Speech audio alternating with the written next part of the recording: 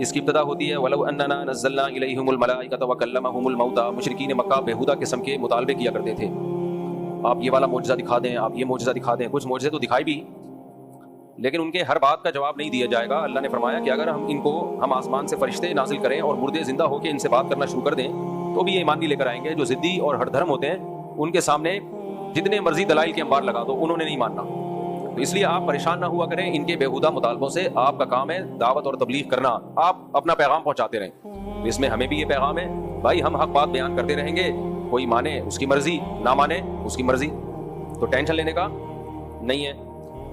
اچھا، اس میں ایک آیت یہ بھی ہے، چونکہ کچھ آیتیں میں ایسی بیان کرتا ہوں جس کی لوگ غلط تفسیر بتاتے ہیں، اس لیے میں وہ اس لیے بیان کرتا ہوں تاکہ غلط تفسیر سے لوگ ہوشیار رہیں، غلط تفسیر میں نہ پڑیں۔ یہ جو آیت ہے وَإِن تُطِعْ أَكْثَرَ مَن فِي الْأَرْضِ يُضِلُّوكَ عَن سَبِيلِ اللَّهِ، اے نبی آپ اگر زمین میں اکثریت کی اتباع کریں گے تو یہ آپ کو اللہ کے راستے سے گمراہ کر دیں گے۔ آج کل اس کا ایک غلط مطلب بیان کیا جا رہا ہے، کوئی نیا فرقہ امت میں اٹھتا ہے، کوئی نئی بات لے کر آتا ہے مارکیٹ میں جو اس سے پہلے کبھی کسی نے سنی نہیں ہوتی۔ جب علماء رد کرتے ہیں کہ بھائی پوری امت ایک طرف جا رہی ہے، تم 1.5 اینٹ کی الگ مسجد کیوں بنا رہے ہو، تو وہ دلیل میں آیت پیش کرتے ہیں کہ تم اگر اکثریت کو فالو کرو گے تو گمراہ ہو جاؤ گے۔ دیکھو قرآن کہہ رہے ہیں اکثریت کو فالو مت کرنا، وہ بھائی یہ مطلب آیت کا نہیں ہے۔ یہ نبی صلی اللہ علیہ وسلم کے دور میں نازل ہوئی جب اکثریت کافروں کی تھی، دنیا شرک اور کفر سے بھری ہوئی تھی۔ اس میں اکثریت سے مسلمانوں کی اکثریت مراد نہیں ہے، کیونکہ مسلمانوں کی اکثریت کو تو فالو کرنے کا حکم دیا گیا ہے۔ مسلمانوں میں اکثریت گمراہی پہ جمع نہیں ہو سکتی۔ جب کوئی ایمان والے ہیں، قرآن و سنت کو حجت مانتے ہیں، تو ان میں اکثریت کا کسی بات پہ جمع ہونا یہ اس کے برحق ہونے کی ایک بہت بڑی علامت ہے۔ حدیث میں آتا ہے من شذ عن جماعت المسلمین شذ فی النار، جو مسلمانوں کی جماعت سے الگ ہوگا تو اللہ قیامت میں جب مسلمانوں کو دھڑ دھڑ جنت میں داخل کر رہے ہوں گے نا، اس کو بولیں گے تو الگ ہو جائے یہاں سے۔ یہ حدیث ہے کہ تو وہاں بھی 1.5 اینٹ کی الگ مسجد بنا کے بیٹھا ہوا تھا کہ نیا فرقی نکالی بھی تھی تو نے، فرقی چھوٹی سی، فرقے بھی نہیں ہے ابھی، فرقیاں آ رہی ہیں، چھوٹی چھوٹی فرقیاں۔ بچے نے پیشاب کیا بھائی، پہلے بھی ہم نے سمجھایا ہے بچوں کو، بہت چھوٹے بچوں کو مت لایا کریں، اور اگر ہاں کر دے تو پھر غائب بھی ہو جاتے ہیں وہاں سے، یہ تو غلط ہو گیا نا۔ یہاں لکھ کے لگا دیں چھوٹے بچوں کا پیشاب کرنا منع ہے، اور جس بچے نے پیشاب کیا اس کے باپ کو وہ پیشاب صاف کرنا پڑے گا۔ اچھا، ابا بھی ساتھ بیٹھے رہتے تھے، تو بچے نے پیشاب کر دیا وہ تو چلو بچے نے، لیکن باپ کو چاہیے وہ اس کو صاف تو کرے نا، کھڑا ہو وہاں پہ، بھائی یہ کوئی دوسرا آ کے بیٹھے نہیں، چلیں اس کو کرواتے ہیں، اس کو ٹینشن نہیں شنگیری صاحب۔ ہاں لوگ تو جو ہو رہے ہیں ان کو اتنا غصہ نہیں آ رہا نا آپ کو، سر ٹینشن نہ لیں۔ تو یہاں لکھ کے لگا دیں بھائی، کل لگوا دیں نا، یہاں پہ کوئی بورڈ لگوا دیں، میں نے تو پہلے بھی کہا ہے بورڈ بھی لگوا دیں، اور کیمرے میں پھر دیکھیں، کیمرے چاروں طرف لگے ہوئے ہیں، یہ کس دن کام آئیں گے۔ اب اس دفعہ تو معاف کر دیا، اب اگر کسی بچے نے پیشاب کیا تو کیمرے میں ہم نکالیں گے، اس کے ابا کی تصویر فیس بک پہ شائع کریں گے، ہاں یہ دیکھو یہ اپنے بچے کو لایا تھا، بچہ پیشاب کر کے نکل گیا یہاں سے، اور یہ ابا بھی پتلی گلی سے نکل لی ہے، تو یہ حل ہے۔ تو میں یہ کہہ رہا تھا چھوٹی چھوٹی فرقیاں نکل رہی ہیں، فرقیاں، جب ان سے کہا جائے کہ تم ایک نئی چیز مارکیٹ میں لائے ہو یار، تو وہ جواب میں کہتے ہیں دلیل کو فالو کرو، دلیل کو یہ مت دیکھو اکثریت کیا کہتی ہے، دلیل ہی کو فالو کرو۔ لیکن دلیل اس طرف تھی تبھی تو اکثریت اس طرف گئی ہے، تو جس کو آپ دلیل کہہ رہے ہو وہ آپ کی خود ساختہ دلیل ہے، وہ آپ کو لگ رہا ہے دلیل۔ اور میں بار بار ایک جملہ دہراتا ہوں، نئی فرقی نکالتے ہیں اور کہتے ہیں ہم فرقہ واریت کے خلاف ہیں، خلاف ہوتے تو پرانوں کو ختم کرتے نا، نیا تھوڑی نکال لیتے۔ یہ منجن ہے، منجن اس زمانے میں یہ بہترین طریقے سے منجن چل رہا ہے۔ وہی جملہ بس ایک سینٹنس کر کے پھر آگے چلتا ہوں۔ ہمیں لوگ کہتے ہیں فقہ حنفی ایک فرقہ ہے، تو میں اکثر ایک جواب دیتا ہوں، اس دن شاید بیان چلا نہیں، کوئی کرپٹ ہو گئی تھی فائل، کیا ہو گیا واللہ عالم۔ تو اگر ہم فرقہ ہوتے ہیں نا تو ہم بعد میں آتے، آپ پہلے ہوتے ہیں۔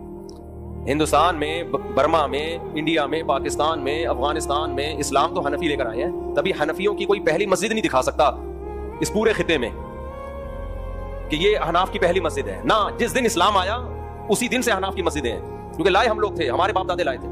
احناف کے علاوہ اس پورے خطے میں جتنے فرقے ہیں ان کی پہلی مسجد دکھائی جا سکتی ہے، فیس بک پہ شائع بھی ہوتی ہیں تصویریں، یہ ہمارے فرقے کی پہلی مسجد ہے جو دہلی میں فلاں سن میں جس کی بنیاد رکھی گئی، تو احناف کی نہیں آپ دکھا سکتے پہلی مسجد۔ تو اسلام ہم لے کر آئے ہیں میرے بھائی، اور ہمیں کیا بنا کے پیش کر دیا؟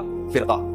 ایک بات تو یہ ہو گئی۔ تو ان تطیع اکثر من فی الارض یضلوک عن سبیل اللہ کا مطلب سمجھ میں آیا کہ اکثریت سے مراد غیر مسلم اور مسلم ملا کے پوری دنیا میں اس وقت جو تھے، مسلمانوں میں اکثریت اس سے مراد نہیں ہے، اور خاص طور پہ اہل سنت والجماعت میں، ان میں تو اکثریت کا ہونا ایک بہت بڑی علامت ہے کہ یہ حق پر ہیں۔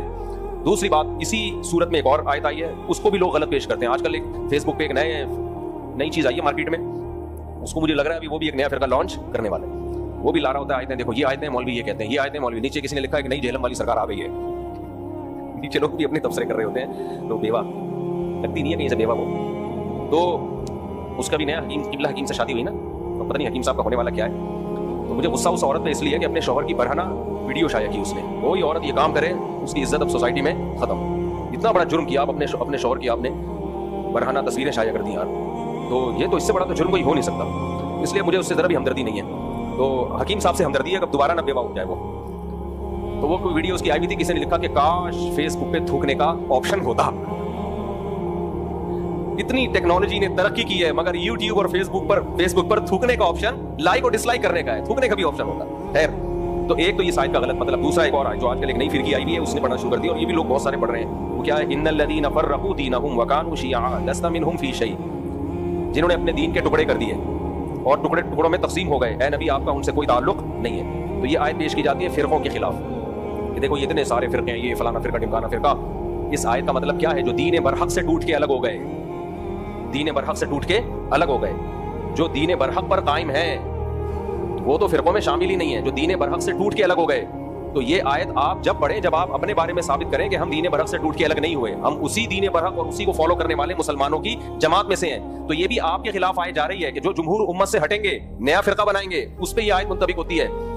اور جو جمہور امت سے جڑے ہوئے ہیں, بے شک کسی بھی نام سے ہوں, وہ فرقوں میں داخل نہیں ہے, کیونکہ جمہور امت میں فروعی اختلافات ہمیشہ سے رہے ہیں. ان فروعی اختلافات کی بیس پہ کوئی حنفی ہے, کوئی شافعی ہے, تو یہ فرقوں میں شامل نہیں ہے, کیونکہ بیس سب کی ایک ہی ہے, قرآن اور سنت. اس کو سمجھنے میں اگر اختلاف ہوا ہے تو ہوتا رہے. وہ تو صحابہ میں بھی اختلاف تھا, وہ تو تابعین میں بھی اختلاف تھا, وہ تو تبع تابعین میں بھی اختلاف تھا. پھر تو پوری امت ہی جہنم میں جائے گی, بچے گا کون؟ یہ 4-6 آدمی رہ جائیں گے جو میں اکثر بیان کرتا رہتا ہوں. 4-6 آدمی رہ جائیں گے, سارے ہی برباد ہو جائیں گے. پھر تو امت بہت بڑی تعداد میں جنت میں جائے گی, ہمیں حدیث سے پتہ چلتا ہے. اور ان نئے اسکالرز کو آپ جب سنتے ہو تو ایسے لگتا ہے 4-6 آدمیوں کے علاوہ کوئی جنت میں جانے والا نہیں ہے, سارے گھاس کھا رہے ہیں. تو یہ بھی آیت کا غلط مطلب پیش کیا جاتا ہے. اب ہم آگے چلتے ہیں دوسری آیتوں کی طرف. سورہ انعام میں اللہ نے ایک حکم ہمیں یہ بھی دیا, وما لکم اللہ ولا تأکلوا مما لم یذکر اسم اللہ علیہ, جس جانور پر اللہ کا نام نہ لیا جائے اسے مت کھایا کرو. یورپ امریکہ جانے والوں, جاپان میں رہنے والوں, حلال گوشت تلاش کیا کرو. صرف ٹھپوں سے گزارا نہیں ہوتا. وہاں بعض لوگوں نے حلال ٹھپے بنائے ہوئے, جو آ رہا ہے دے دنا دن ٹھپے پہ ٹھپا, حلال حلال حلال. ایسا نہیں ہوتا. آپ کو تحقیق کرنی پڑے گی کہ ہینڈ سلاٹر سے باقاعدہ اللہ کا نام لے کے ذبح کیا گیا ہے کہ نہیں کیا گیا, اس وقت تک وہ گوشت حلال نہیں ہوگا. باہر ملکوں میں اس کی بہت تحقیق لازم ہے. اور یہ مشینی ذبیحہ بھی حلال نہیں ہے. اس پہ میں پہلے کئی بار دلائل دے چکا ہوں, اب دوں گا تو پھر ساری تفسیر کا لیکچر ہمارا اسی پہ چلا جائے گا. ہاتھ سے باقاعدہ اللہ کا نام لے کے ذبح کیا گیا ہو, ادروائز آپ کے لیے وہ میٹ کھانا حلال نہیں ہے. سمجھتے ہو؟ لوگ کہتے ہیں ایکچولی مجبوری ہے. کوئی گوشت کھانا فضیلت ہے, مجبوری نہیں ہے. ہندو سبزیاں کھا کھا کے 100 سال بھی جی لیتے ہیں. تو ہم ویجیٹیرین ہیں نہیں, ہم گوشت خور ہیں, لیکن حلال ملے تو. گوشت خور کا مطلب یہ نہیں ہے کہ جو بھی گوشت مل گیا متزل ہلا لیا, جو ملا کھا لیا, ایسا نہیں ہے. حلال گوشت کھائیں گے, ہاتھ ہینڈ سلاٹر ہو. مشینی ذبیحہ کو ہم حلال نہیں سمجھتے, کیونکہ مشین کو تھوڑی نام لینے کا کوئی اس کا یا اس کے ذبح کا ہو. اسی میں اللہ نے یہ بھی فرمایا, وَذَرُوا ظَاهِرَ الْإِثْمِ وَبَاطِنَهُ, ظاہری گناہوں کو بھی چھوڑو, چھپے ہوئے گناہوں کو بھی چھوڑو. إِنَّ الَّذِينَ يَكْسِبُونَ الْإِثْمَ سَيُجْزَوْنَ بِمَا كَانُوا يَقْتَرِفُونَ. جو گناہ کر رہے ہیں نا, ان قریب اس کی سزا بھی ملے گی. آج اللہ کی رحمت کا ایسا تصور بنا کے پیش کیا جاتا ہے کہ بھائی اللہ بہت غفور الرحیم ہے, جو مرضی کرتے رہو, وہ سب کیا کر دے گا, معاف کر دے گا. اللہ نے تو نہیں کہا کہ تم جو مرضی کرتے رہو میں معاف کر دوں گا.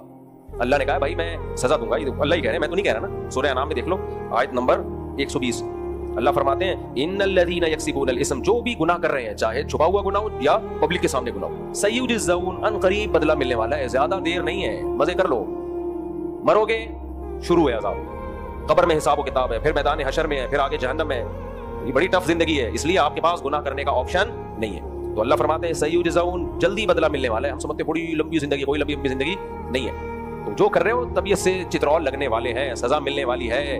یہ بھی ہے, جہاں اللہ غفور الرحیم ہے وہاں عزیز ذو انتقام بھی ہے. تو ہمارے ایسا تصور پیش کر دیا جاتا ہے, بس 27ویں کو مر جاؤ, اگلے پچھلے سارے معاف. رمضان میں مرا, بہنوں کی وراثت کھا کے مرا ہے, پھر بھی کہاں جائے گا, جنت میں.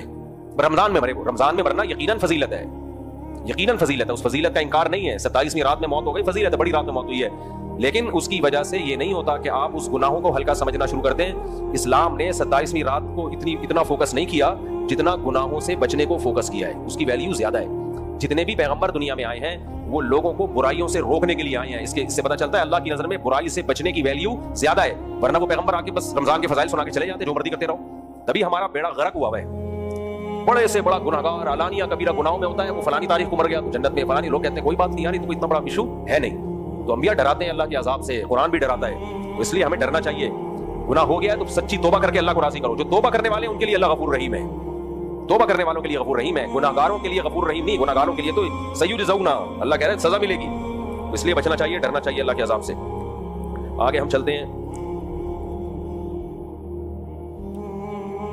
اس آیت سے، یا معشر الجن قد استکثرتم من الانس. اللہ نے قرآن میں فرمایا جنات سے خطاب کر کے کہ تم انسانوں سے تعداد میں زیادہ ہو. اس سے ہمیں یہ بھی پتہ چلتا ہے کہ جنات کی آبادی انسانوں کی آبادی سے زیادہ ہے. سائنس نہیں مانتی جنات کو تو نہ مانے، سائنس انکار بھی نہیں کر سکتی. بھائی جو چیز آپ کی پہنچ سے بالاتر ہے تو آپ کو کیا پتا وہ ہے یا نہیں ہے. سائنس نے کبھی یہ دعویٰ کیا ہی نہیں ہے کہ ہم نے سب کچھ ہمیں پتہ چل گیا ہے. بہت ساری مخلوق اللہ نے ایسی بنائی ہے جو مادی مخلوق ہی نہیں ہے، تو وہ ٹریس کیسے ہو سکتی ہے؟ تو بس ہمارا یہ ایمان ہے اللہ نے جنات کو بنایا، پیدا کیا، اللہ کی مخلوق ہے.